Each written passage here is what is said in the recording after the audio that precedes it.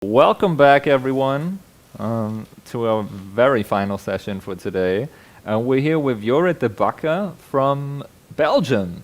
Yorrith is a choreographer, dancer, and actor, and he'll talk about the root of toxic masculinity in Western theater, and he'll discuss, and I'm so looking forward to that, he'll discuss how mythological constructions of masculinity have entered the form basically from its very inception, from the very inception of theater, basically, Western theater. And yeah, with no further ado, here we go. Welcome, Yorrith. Good evening.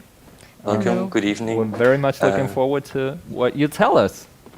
Yes. Okay. So I will start with talking about masculinity in theater, which is the symposium. It's the subject of what you guys proposed to talk about.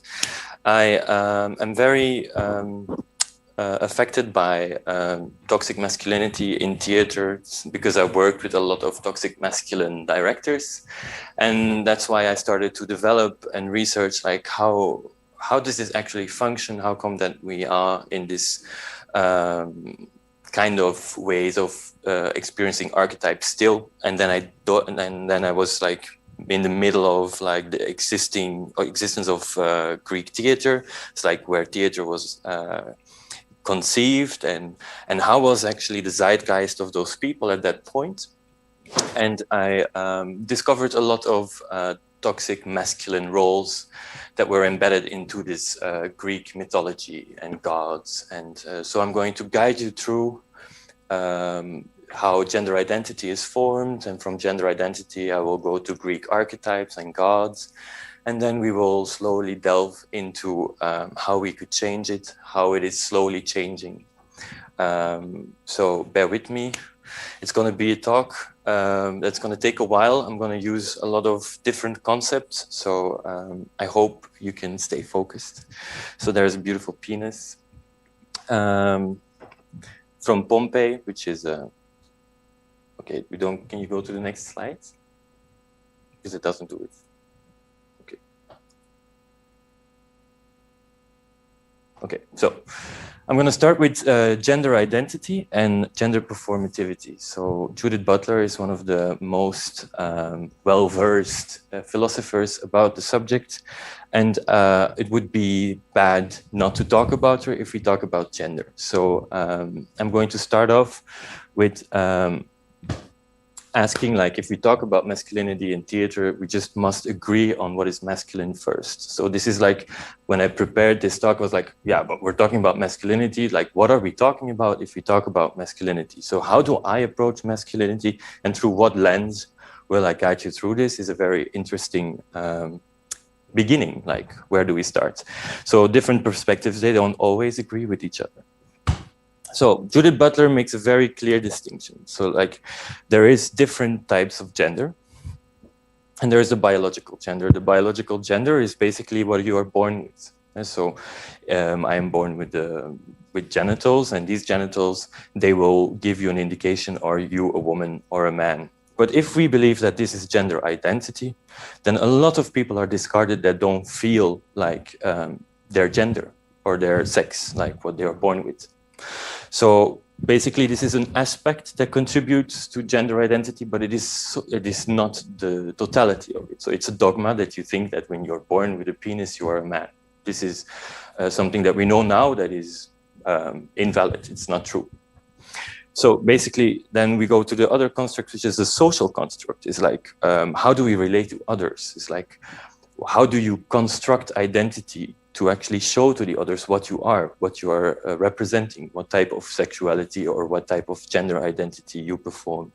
And this is an interesting thing, because there actually gender starts to like deviate from its biological basically conception, is like, if you, like socially, you are completely dependent on others, like we are herd animals. So basically, if you want to belong to the herd and don't want to be ostracized, you try to mimic and copy behavior and the symbols of your surroundings. So basically, for instance, if I want to be my father who is a fisherman, I will copy his behavior and become a fisherman to be accepted in this tribe. If you then decide to become, I don't know, a hunter, then the whole tribe is out of balance, you know, like you are out of the norm. You start to deviate from what culturally is accepted. So basically this happens also with gender identities. Like you grow up and then they say like, you're a boy. And then you get, I'm a boy. And so you start repeating what you actually are given. And so the moment you are ostracized, to the moment that they don't accept you, this is a primordial fear. So this is why it's a very important and very interesting thing to like keep in mind. It's like you are not always conscious of it because it's like evolutionarily imprinting you, like the fear of dying of exposure because you don't have other peoples to protect you or taking care of you is going to contribute to you trying to become and belong. So this is a very, very, very different way of looking at gender, and it also is one of the main motors in trying to appropriate yourself or trying to fit in. So if you know the social gender, we can move to the psychological gender. The psychological gender is the gender that is rewarded. So basically, you want to have more partners, or you want to be attractive, you want to be popular. So apart from the fear of exposure that came from the social appropriation, there is also the fear of not being popular or not having enough mates, or so there is like this loss of self-image. So this psychological drive of creating a gender identity also kind of is dependent on how you are sexually, I would say, scored into the social system. So psychologically, the more you get an applause on your behavior, the more you feel rewarded. So the more you get punished for your behavior is going to like affect how you look at yourself. So a lot of people that are rejected by their fathers, for instance, gay men or women, rejected by their fathers or mothers, experience like an extreme loss of self. So this is also one of the things that you know, like identity is affected by a psychological drive. And so we know now that identity or gender identity is a psychological base as well. Now, from an evolutionary perspective, we kind of have to go back to the beginning of the primates. You know, we have to think about like, okay, first we were animals. So we were monkeys or apes, and we were still affected by our reproductive needs. You know, we needed to like spread the seed. So, you know, this is the main goal, is trying for our species to survive. So, and at that point, like, it went well. I don't think there was really a clear distinction apart from the biological fact that one had a penis and the other a vagina and they made a baby. So it was not really that complex. There were kind of mating rituals. So there was some like social structure, and they were also herd animals. So they had their different ways of socially interacting. But I think at the moment that they started to conceive that they could stay in one place, that they could protect their territory, it kind of became like a problem, you know, like, because you can't, like, when there is like your younger son trying to overthrow you, yeah, you can't really push him somewhere else. You have this territory, so you needed to find new rules, no social standards. And these social standards were actually appropriating sexual symbols. So it just means like, if I hold a spear, this spear represents my manlyhoods because I hunt with it.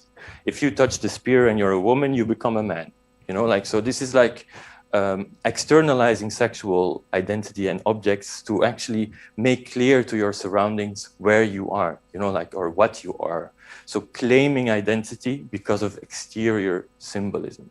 So it's like evolutionary, which meant like, if you have later religion and all of these things, that we actually see sexuality outside ourselves. Coca-Cola Light is for women, Cola Zero for men, you know? Like, this is a sexual object, and it's sexually charged, and it stems from the first trying to like make sure that everybody knew like how to sexually behave inside their tribe. So we are still doing this. This is an ongoing problem So basically, then we go to political gender, which is also connected to it, is people in power.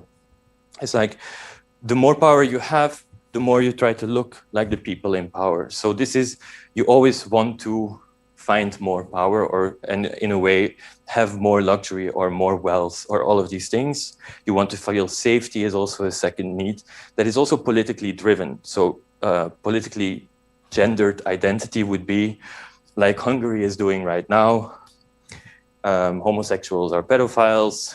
You don't have rights anymore, which is a very political statement to do. Right? So you go in again to this sexist gendered idea, is a binary way of thinking. Men and women are not equal, especially others that don't look like you are underneath women. So you have this whole hierarchy of sexual identities, and they are on top. So this is a political gender. It's like, how would you describe the whole of Hungary? Are they all homophobic? Of course not. But as a political idea that's behind it, has a gender identity or has a gendered driven political base.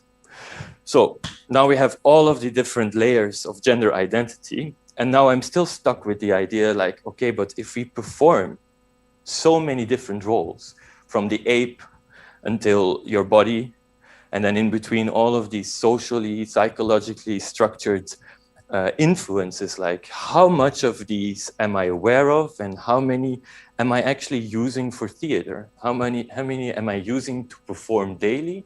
And what type of roles have I been playing that are close to me or closer to the identity that the society is depicting? And actually, if I have this realization for myself, I realized that I was, especially as a dancer or a trained dancer, I had all of these ballet things where I'm like super feminine, but at the same time, your teacher is screaming, more masculine, which is like the exact opposite of what you should be doing. Or there's no, it's a weird thing that you are constantly thinking like, okay, but what type of gender identity do you want me to perform?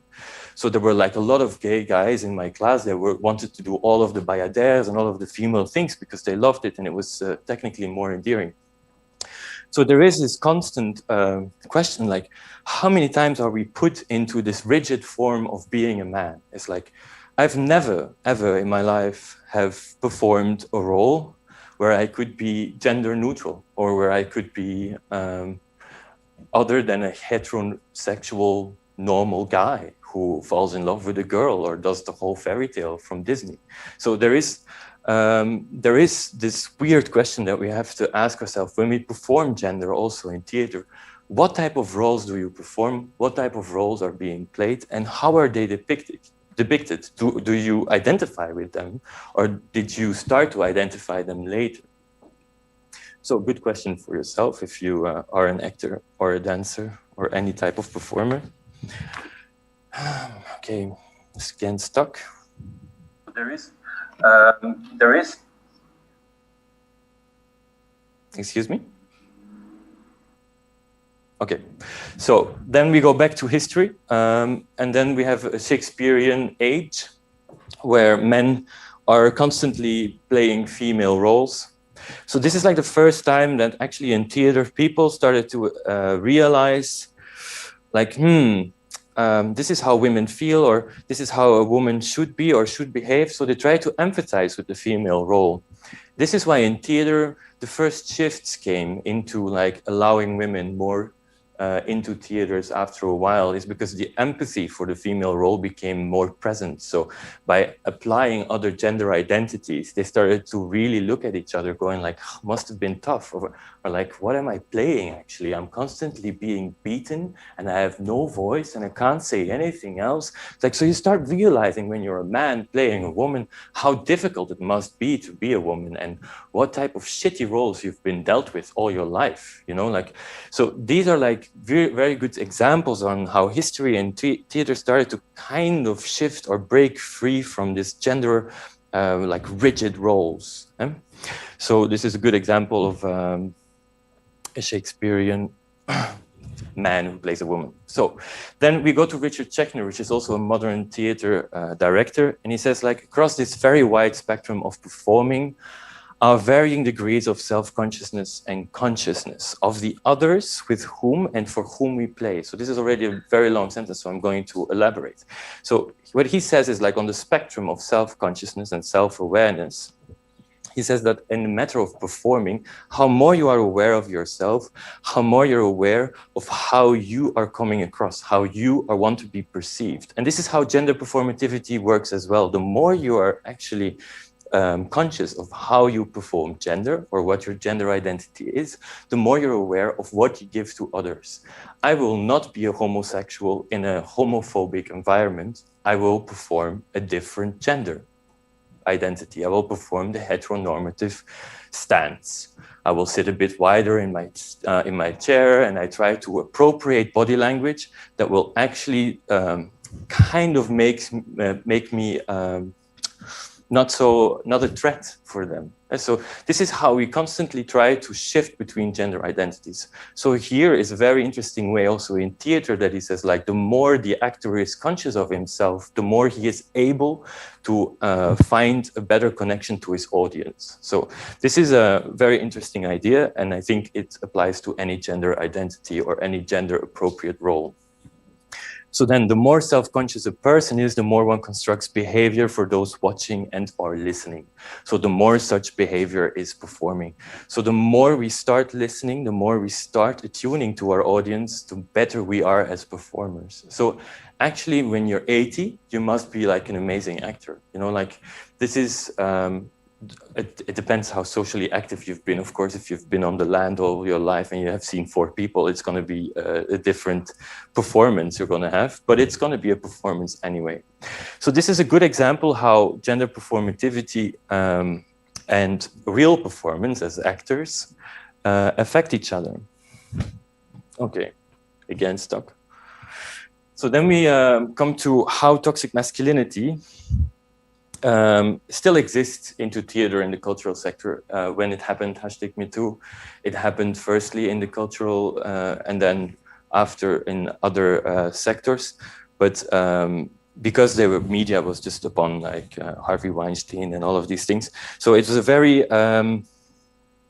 it was a wake-up call. I was also in abusive situations with directors, and the moment people started talking about it, I realized, wow, this is again a gender performative, masculine, sexist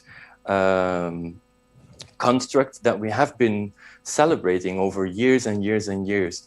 People really thought that this was the way to be a director. They believed that this is how you make art. This is how you are a theater director. This is how you are a theater movie maker. They did not realize, they were not conscious of how they were performing their gender identity. So they were not conscious about their toxic masculinity.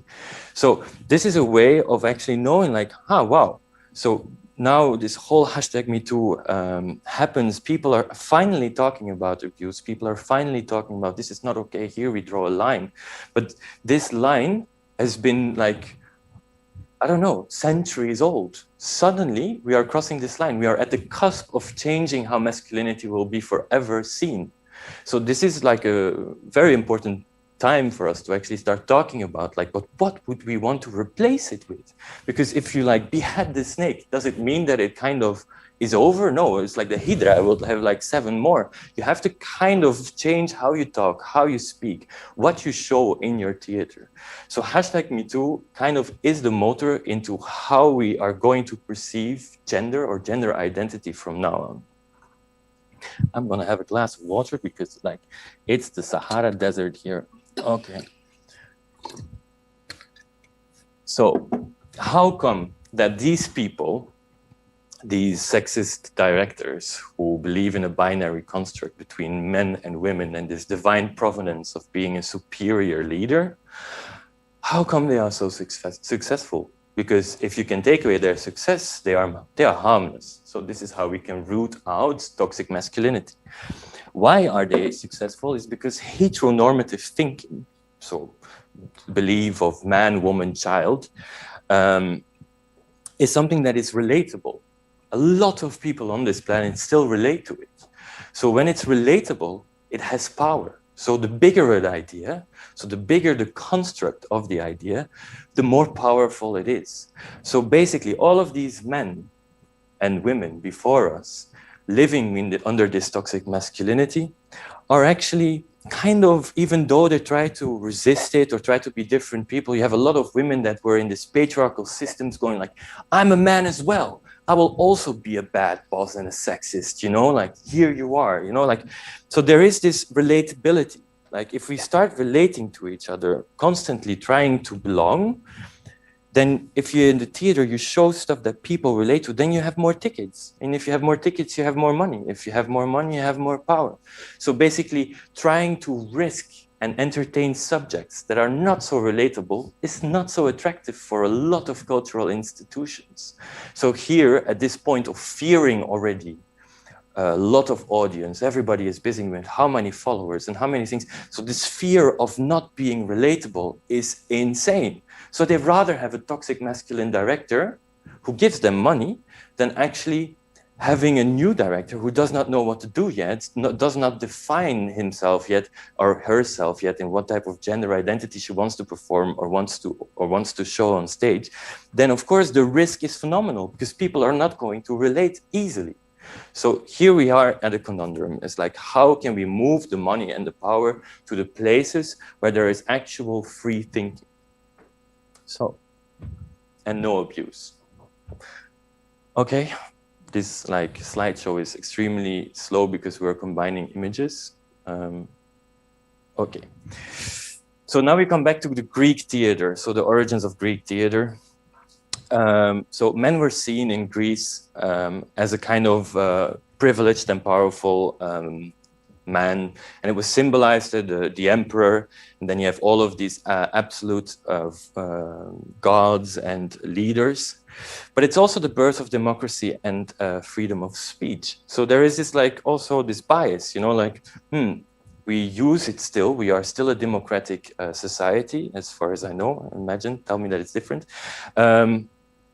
And we still have freedom of speech, but there was this sexist belief that women did not have the right to vote or the right to have a voice. So there was not really a true democracy like we would say it right now.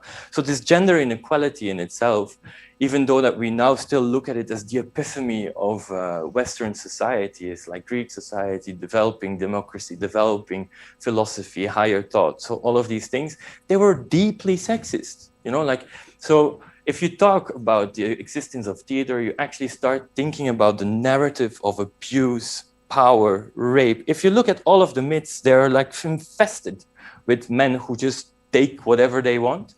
And all of these gods that we talk about in Greece and in Greek mythology, they are bored out of their minds. So this is a good reflection to see like how the elite society of Greece that actually developed our way of democracy and conversing with each other are basically lazy, sexist men who had everything handed to them. They didn't have to fight anymore in the jungle to have another mate. They just bought a new one.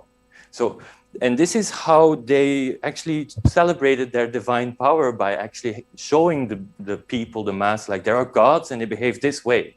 And they are sexist and they like to rape women.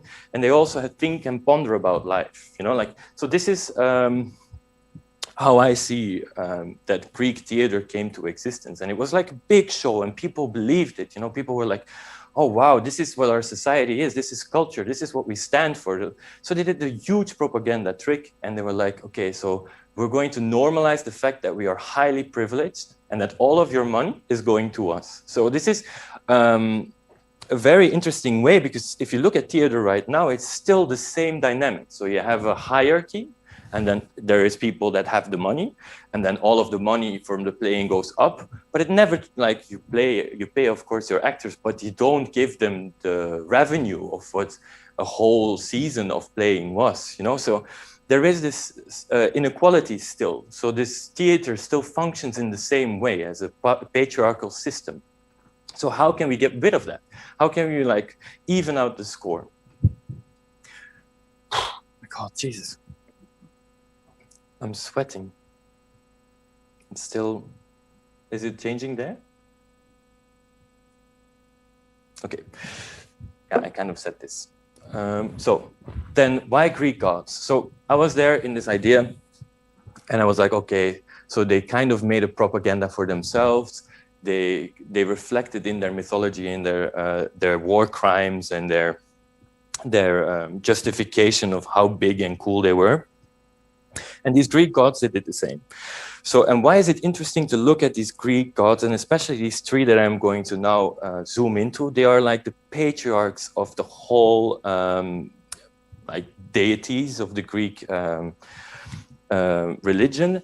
And it's good to look at them because you kind of see family dynamics. And family dynamics kind of go back to like what we are socially, gender appropriation, all of these things that you remember from Judith Butler. This is kind of interesting. It's like, how do they relate to each other? It's like, how do they treat their children? How do they treat each other as partners? And if you look at these things, you kind of get an inkling of how these ancient Greek people kind of treated each other. And what is like striking is like, if you start analyzing these archetypes, you realize that nothing has actually changed. It's like, it's so many years ago and still we have the same family dynamics. So I don't know, I'm just putting it out there. So, okay. So there is this constant, I have this constant idea of like trying to analyze these family structures. And then I came in contact with Jean Shinoda Bola. I don't know if you know her. She is a psychiatrist. She's kind of old. She was one of the first Jungians ever, female Jungians, who kind of worked her way up into the patriarchal system. And she did not have this like revolutionary, I'm going to fight the system kind of vibe. She was more of like a soft-spoken woman. So she did not have this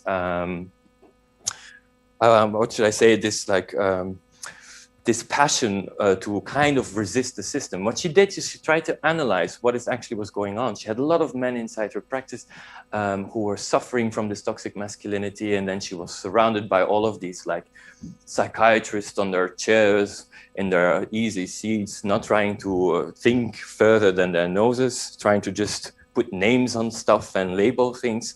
And so she was like, I need to understand how these men work, how different they are, why they are constantly struggling with this emotionally unavailability. And then she realized, like, but they all have emotionally distant fathers. So they were never taught to be emotionally connected to themselves. And if we look at three of the biggest gods that were promised the emotional, like the whole kingdom of the world, that it was Poseidon, Hades, and Zeus. And these three men are our fathers, like literally. Like if we look at toxic masculine fathers, they are it. So there's a whole genealogy of like generation after generation being left alone, men and women, by emotionally distant fathers. First of all, they thought that was a diagnosis for homosexuality in the late 60s, that it could be pinned down like you're a homosexual because your father was emotionally distant. That would be absurd because how many people have emotionally distant fathers? Like, this is not a diagnosis. I just want to say this, maybe change it into the DSM. So Zeus is my first character, which is the like the supreme god. The supreme god Zeus. You can have like different archetypes that look like him: Titus Andronicus, the Godfather, Donald Trump, successful American dad in general. So CEO. So this is a mental picture. Try to like mentally prepare yourself for like a Zeus archetype. So we're going into these archetypes, and this Zeus archetype, he is like the master of the heavens. So he got everything. He got the heavens, but he also got the Mount Olympus, which basically meant the whole human kingdom. And then you have Poseidon, who got the sea, and then Hades, who got the underworld. So basically, the other two brothers were kind of ripped off, and he was like the best out of the situation. He like came out strong. He was the absolute king. So he is a head person. He does not feel with the heart. He does not empathize. He is a strictly analytical man. He is very good at conversing and dialoguing. He is an analytical thinker. He debates and you will lose. Politics, he is driven. He has a lot of power, or he has ambition to have a lot of power, and he is super busy with self-image. So these are his strengths. I call them strengths because they literally are strengths if you use them in the right way. And then there is also weaknesses. I hope they will come soon. I press down. Okay, so there is weaknesses as well. Please. Nope.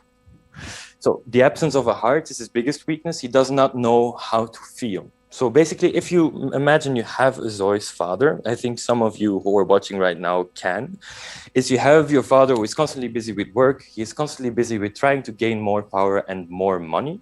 He is also busy with you, how you are looking to the world, how you come across. So you're not only stuck with a father who doesn't look at you or give you emotional visibility. He just goes like, how is your school exam? Did you get the best grades? Were you the best boy? Yeah, good, then you're mine. You know, like, so this is how this dynamic works between a Zeus archetype and their kids. So this is a very demanding father, but completely absent. He does not have anything to do with their education. So this is something very, very typical. You see it everywhere. If I talk with people, you go like, oh, you have a Zeus father, that's bad. So you also have reactions from these children that they go like, oh, Papa, I want to be like you. And then they inherit the whole company, but they will never be good enough. And they have this like they have this self-esteem that is super low and all of these things. And the moment the dad dies, they become him. So this is like the genealogy of like Zeus archetypes. They are just basically eat or be eaten, survival of the fittest. So he's emotionally immature. He experiences apathy. So he's very good at making decisions because he is not calculating how others feel. So he just goes like, yeah, that brings a lot of profit, I'll do this. So there's a lot of hubris as well. And this is actually the weak Achilles heel from a Zeus archetype. He will kind of change when you take away everything he owns. And then he realizes, what am I with all of my possessions and all of my power and all of the images that I have? So if a very important guy, like a big shot, starts to go bankrupt and his wife leaves him for another man and his kids think like, you haven't done nothing for me, so bye, there you are alone as a Zeus archetype with no kingdom. And then these people start to like slowly change and try to realize like, oh, maybe I was a narcissist and I was trying, I was taught this way, I couldn't help it, la la la la. So they go into this self-internalization. Still, if a Zeus archetype stays like that forever, it's like the biggest thing that could happen is the revenge of the body. Is like these Zeus archetypes die of cardiac arrest. So how many CEO men have died of a cardiac arrest? It's insane. It's basically the heart saying like, you haven't used me, I'll stop. Yeah.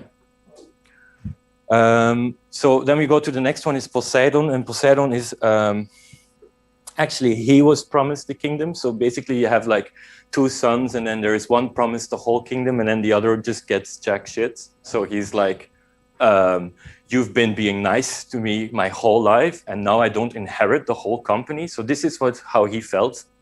He felt neglected, he felt unjustly treated. So this Poseidon archetype is actually the man who didn't get the kingdom. So you can imagine if you have a father who is not the first son or the favorite son, he will probably behave like a Poseidon character. You have like Macbeth, Nero, Janus, Steve Jobs, they're all like that. So Steve Jobs, of course, got the whole kingdom, which is different, but he kind of still behaves like him. If I talk about his personality traits, you go to intuition, is his like strength. He's very intuitive. He makes intuitive objects. He knows how intuition works. Steve Jobs is a very intuitive man. But deep feelings, heart. Extrovert, very loyal, intuitive, strong-willed, passionate. So these are all like nice traits that they have, which is very different from a Zeus archetype. They already developed by not having the kingdom. They go like, but I feel all of this rage and jealousy. So there are emotions stirring up. So he's waking up, you know, like erupting like a volcano. So he is very short-tempered. So this Poseidon archetype is a man who like constantly feels like he's been like left out of the game. So if you poke him a bit too left or right, he starts, you have the whole explosion. So these men are like very emotional men. They're easily provoked, they're extroverts, and they are like super, what do I say, like ambivalent. You don't really know what they are going to. At the same time, they also experience a certain depth. And this is kind of different than a Zeus archetype. this depth actually makes sure that they can find deeper levels of their psyche, which is something, to be said, is already better than a Zeus archetype. Now, kids of Poseidon characters are constantly in fear of this temper. So you have very temporal fathers who want to assert power or feel, the moment they feel powerless, they go into these emotional fits. And this is kind of an archetype that you can relate to, is like Sylvester Stallone, or like these people that are like super aggressive suddenly out of nothing, out of nowhere. And these men kind of like create very emotionally stunted children. They are so afraid of showing their own interior life because they try to shy away and make themselves invisible for this terror. So this is kind of a very interesting dynamic that kind of changed. He is there, he is visible in this family dynamic, but he is visible in a very negative way, in a very like unsatisfied manner. The wife next to a Poseidon is going to probably decide if the kids will have a nice life or not. At the same time, he is still power hungry, but he is like too emotionally dispersed to actually claim power. So he's kind of like the sad version of a Zeus who like tries to constantly make new companies. I can think, you know, these guys that constantly, I'm like an entrepreneur, and they constantly try to find new ways of gaining power, but they are like emotionally too reliable, they rely too much on their emotional intuition to actually make the good decisions. So then this archetype, so another brother, is going to go to Hades, and Hades is probably a father you also know, and I call him a bit like the PTSD father. It looks kind of a bit similar than Poseidon, because he was also repressed and stuffed away in a corner. So you have this like man who kind of instead of Poseidon went exterior, kind of imploded. So these men who were rejected by their fathers are internalizing it, are shutting down completely. So they have no social connection whatsoever. They don't relate to their children. They don't relate to their partner. They are emotionally stunted. So they go like they're in a shell. And these men, they go very deep. They have very deep thoughts. They go into the subconsciousness. They go like, sometimes they dissociate, sometimes they lose themselves in drugs. They drink themselves into oblivion to not feel, because they don't know how to express their emotions. So this is the other toxic masculine identity that is kind of related to male behavior and emotionally absent fathers, or emotionally repressive fathers, or father figures. So you have these Hades who like is like chronically depressed, kind of, not really depressed, but like repressed. He does not know how to show his emotions. So kids from this type of father are constantly trying to project their emotions into him. So they were like, when he moves his hand, it might mean he loves me. Or you have like, there is this constant trying to depend upon sign language, trying to find this connection with this father. These women or men who are surrounded by these type of archetypes probably have daddy issues and will try to reproduce this situation in the bedroom. So these people like Francis Bacon, Nietzsche, Sartre, Mr. Robot, these are like Hades archetype, completely emotionally shut down, but very interior, vivid life. So don't forget that behind this absent person is a complete and utter universe that you will never understand or never see, because they're so guarded, so afraid of weakness and showing weakness. So then we arrive at myths, and I want to have a talk because these three men in the God kingdom, or the Greek God kingdom, kind of fucked it up for everyone. So, which is an analogy for our life, still in Western society. So we have this narrative of rape and abuse. And if you look at myths, it's infested with rape and abuse. Like everybody raped each other, like there is no consent. It did not exist. I don't know if they actually had consent with each other, but it was never written down like that. They fell in love. Yeah, that should be seen as consent. But they raped animals. They changed each other into animals and they raped them. So you have this like constant a fetishizing of what it would mean to empower or make people feel powerless. So myths are basically, oh, look what I have done, I'm a hero, I killed so many people, and then I raped a woman. So this is kind of how these stories went.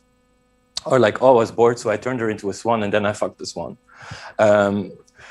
So this is kind of like, okay, and this is what you were showing in theater. So now I question myself, like, okay, are we still doing this? Are we still reproducing this narrative? Yes, we are, a lot. So why do people rape? Is a good question. It's like, because it's apparently started already in ancient Greece, and then they made art out of it. So why is it so important? Why is this topic, from toxic masculinity perspective and from this perspective of now, such an important subject? Rape has been, from the beginning of age or of humanity, a way of asserting dominance. If you have another tribe that you want to make submissive, want to make your own, the best way to do it is put your seed in all of the women, and then you know that they're all your children. So this is now your property. So this is kind of the first dynamics of why people started to rape each other, is to go like, okay, she is now mine. So what you love and what you cared for is now my property, and it will bear my children and my lineage, my genetic code. So if we start thinking about, like, why is this narrative of rape still there, present in Greek enlightened or first enlightened thought, is because they were still having so many wars and so many traumatized men and generals who were still raping to assert power over different lower classes of humanity. So all of these rape stories are basically reflections of their daily lives. And which is weird, because we are still affected by this idea that you need to assert dominance or oppress someone who is weaker than you. So trying to be weak in our society is extremely difficult.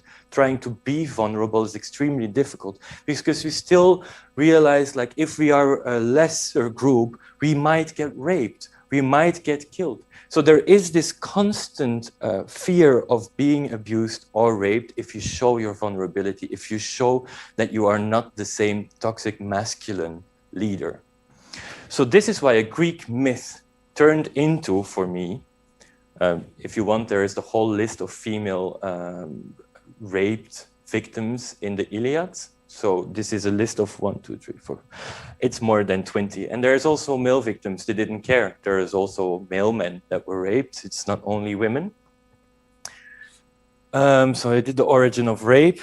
So did I end up in this, like, idea, like, how are the symptoms in our society right now that show how toxic masculinity is at its end? It's starting to become different. And if you look at angry young men, like all of these young men burning cars, going against revolutionizing, trying to get rid of this anger that was dealt with them, that they were not seen, that they are emotionally not accessible. They can't talk about their feelings. So they are trying to show it with violence. And this is a problem, but it's also nice to see that there's also angry young men right now who start to change it into art.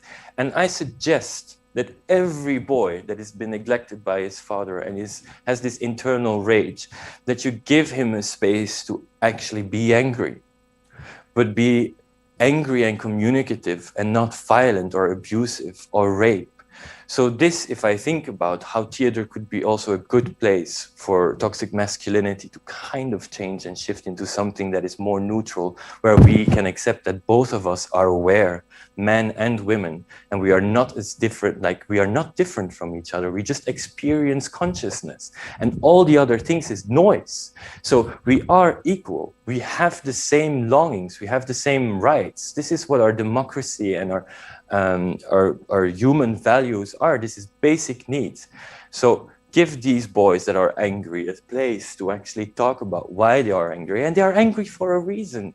people that are repressed, they are angry for a reason. Western wall is extremely thick, you know, like you can't get through it. So like, let's give these people a voice. Let's give these people a place to go like, you know what, these patriarchal systems that have been taking food from my third world countries to feed their own fat bellies, I had enough. I can understand that they're really angry. So maybe show some empathy. Try to make them into real men. Try to make them not real men, but real people, aware people, people that know that they have a gender identity and that they don't have to live up to ideas that are not theirs or that are contra-intuitive. So I want to like finish it up in a way, and so I'm going to try and come to a conclusion. Is like when we think about how we can show this gender neutrality or the gender universality that will kind of veer clear of everything that is toxic. There is also toxic femininity. There is so many ways how gender can be violent for someone.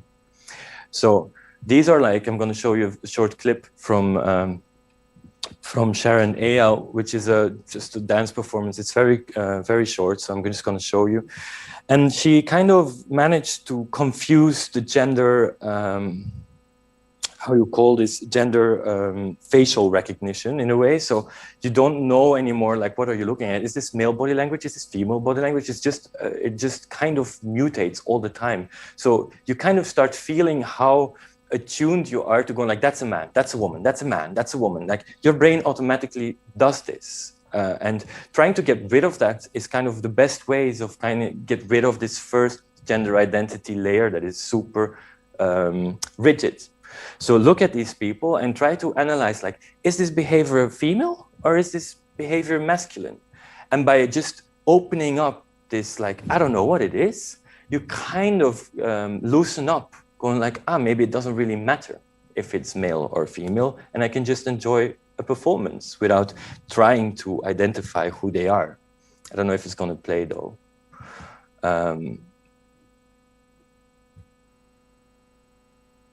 Maybe. You guys see it? No? Yeah. Mm-hmm.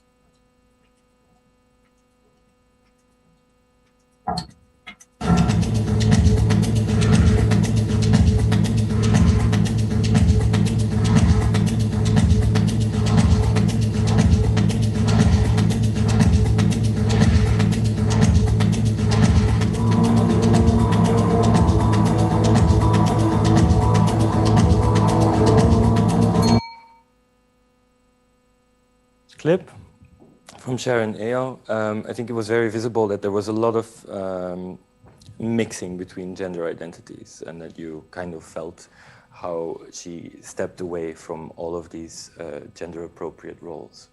So this is for me already like an indication that it's changing, and that we should, if you ask how masculinity should be portrayed in theater, I would say not. Don't do it. Don't create binary systems. It's already enough that the whole world says that there is men and women and they are not equal. Just don't accentuate gender. Just don't do it anymore. Stop doing this politics. Just go like, whatever, everybody is something. So everybody wants to be themselves. So don't try to, stop trying to analyze what is masculine or feminine. You just kind of let go of this construct. I think it's been tiring enough already to go like, oh, what is it? Is it male or is it female? It's like, don't do it anymore. Just veer clear of it. I don't think you have to be constantly gender neutral, but at least have how do you call this, a tendency to constantly doubt. I want you to doubt your own gender identity. I want you to completely question it. And by showing these pieces right now, you kind of gave already an opening to like questioning, what am I looking at? What is this? And by actually doubting what you are seeing and doubting the reality that you perceive, you can change. And you can change what masculinity or femininity would mean to you or would mean to the world. And you kind of start realizing you yourself are aware and are equal to others. I have the last clip is from Lisbeth Huet, which is a Belgian performer who and choreographer who made a piece about the ecstasy of speech. It's called "It's Going to Get Worse and Worse, My Friend," and she kind of embodies a completely androgynous way of dancing and performing. She does feel almost like tribal masculine, but at the same time has this elegance of a ballet dancer. So there is, she is also using this construct of like, I'm not sure what I'm looking at. My facial recognition, is it a boy or is it a girl, is completely broken. So I believe that these type of performances can actually alter how we perceive gender identity and get rid of all of these Greek gods that we don't need anymore. We don't need it. So this is Lisbeth Huet. I hope it plays. Is it? Not yet. Let's try again. Yes.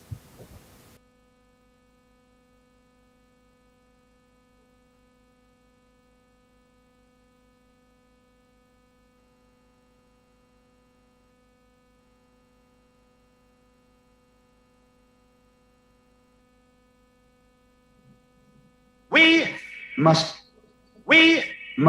ban the next.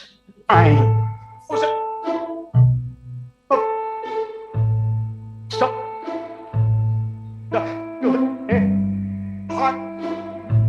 We made advancement.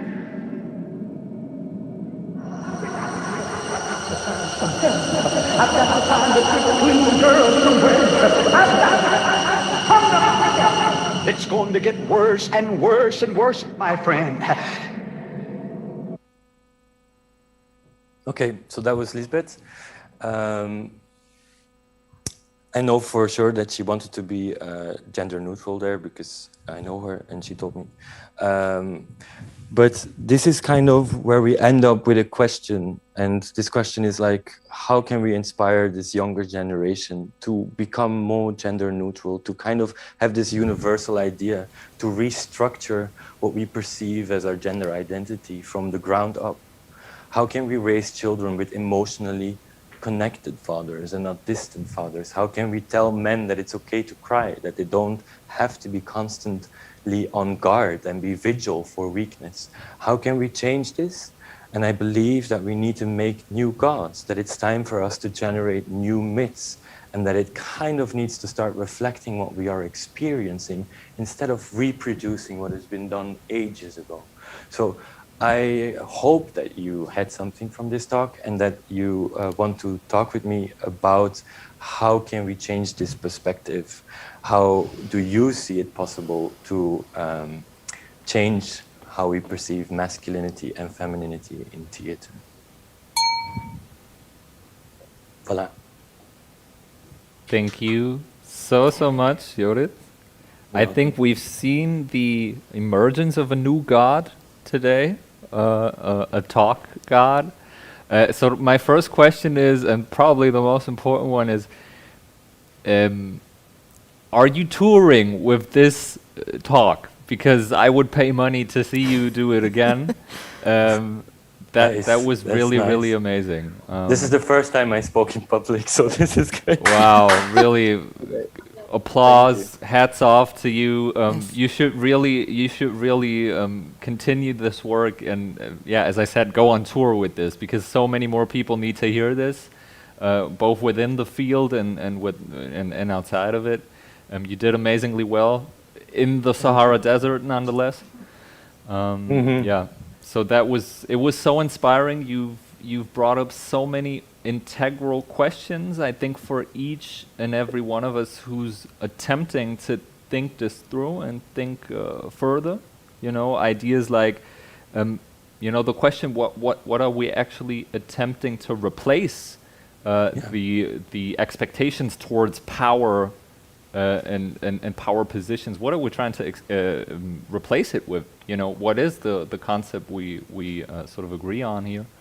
Also the question, how does a form, the form of theater, sort of an artistic format, what kind of historical baggage does it carry? The idea that you've raised of theater in itself, by itself, as a form, sort of carries the societal norms of old Greece with itself, and how do we sort of counter move with that or towards that? But the question of how do we teach those who come after us is something that I'd like to raise in the Zoom call and with our audience at home, and this camera and this camera. So let's open up the Zoom chat.